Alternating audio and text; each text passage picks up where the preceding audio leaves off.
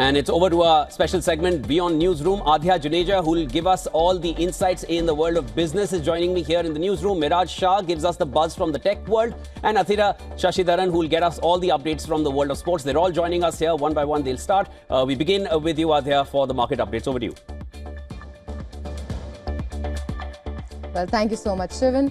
Global markets are reeling from a mix of crypto chaos, tariff tensions and political upheavals. Here are the key business trends shaping headlines today. The crypto world just witnessed the largest liquidation in history. Over $19 billion wiped out in 24 hours. Bitcoin and Ether plunged as traders rushed to unwind leveraged bets amid rising US-China tensions. Options data showed traders piling into protective put positions, bracing for more volatility ahead.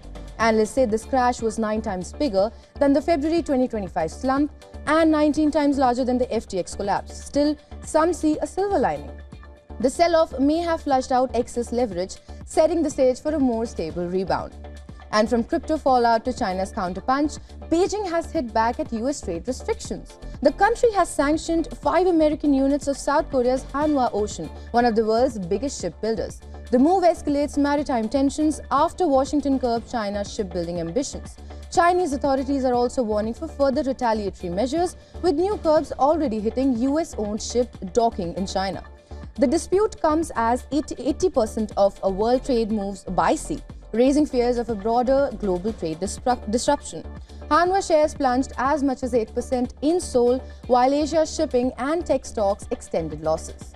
And the ripple effects of that US-China trade storm are already showing up in Japan, where politics and markets are in fresh turmoil. The Nikkei 225 fell nearly 3%, with tech giants like Sony and Hitachi leading the slide. Traders now see only a 10% chance of a BOJ rate hike, down from 63% earlier this month. Yields on long-term Japanese bonds rose amid fiscal worries, while the yen gained on safe haven demand. Analysts say the next few weeks will test Japan's market resilience ahead of a crucial Bank of Japan meeting on October 30th.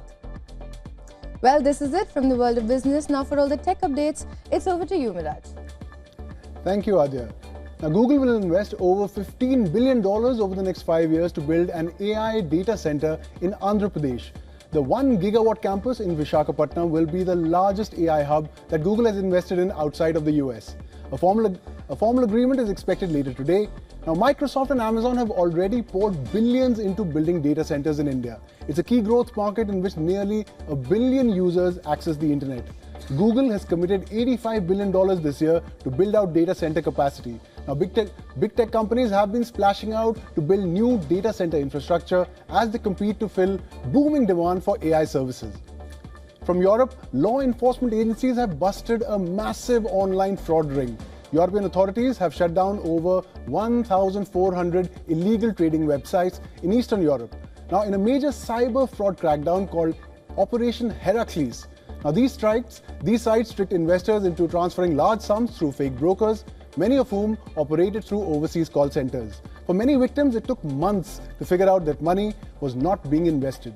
A similar shutdown of 800 websites took place earlier this year. Now finally, according to Britain's National Cybersecurity Centre, the country has seen a 50% surge in cyber incidents classified as highly significant over the past 12 months ending in August 2025. Now the NCSC has responded to 429 incidents, half of which were deemed to be of national importance. Of these, the agency classified 18 as highly significant, which means they involved serious impact on central government, essential services, or the UK economy. In related news, the UK's domestic spy agency MI5 has issued a rare public warning to members of parliament saying they are being actively targeted by spies from China, Russia and Iran. That's it for Tech News today. Now for all the sports updates, over to you, Athira. Thank you so much, Miraj, for all the tech updates. Now let's look at the top sports stories we are tracking for you at this hour. We'll begin with cricket first. India have sealed their first test series under the captaincy of Shubman Gill. The hosts defeated the West Indies by 7 wickets in the second test to complete a 2-0 whitewash. This is also their 10th consecutive series win, with win over the visitors. The hosts needed just 58 runs on the final day, and KL Rahul's 50 helped India to complete the formalities in just over an hour. The win also gives India a vital boost in the World Test Championship standings. They now sit third with 61.9% points behind Australia and Sri Lanka. Meanwhile, West Indies remain winless in the cycle. Staying with cricket, Nadine de Klerk led South Africa to victory again. She helped South Africa beat Bangladesh by 3 wickets at the ICC Women's ODI World Cup. South Africa needed 8 runs from the final over, and de Klerk sealed the win with a 4 and a 6 with 3 balls to spare. Bangladesh had posted a total of 232 for 6 after batting first. Their innings powered by 18-year-old Sharna Akhtar, who smashed the fastest 50 of the tournament of 34 balls. This was South Africa's 3rd win in 4 matches, moving them to 3rd place ahead of India. Over in football, the Cape Verde Islands have qualified for its maiden FIFA World Cup after defeating Eswatini 3-0 at home.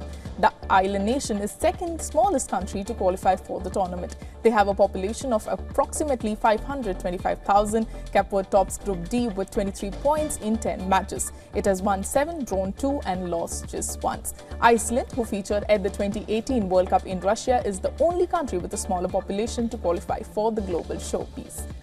Now, top men's tennis players are set to compete in the 2nd edition of the 6th Kings Slam in Riyadh. Novak Djokovic, Jannik Sinner and Carlos Alcaraz will headline the tournament. Sinner had defeated Alcaraz for the title last year.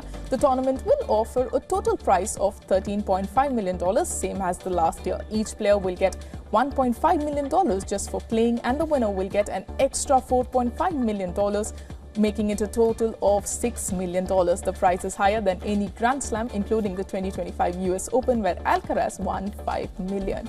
Well, with that, we have come to the end of the sports segment. It's back to you, Shivan.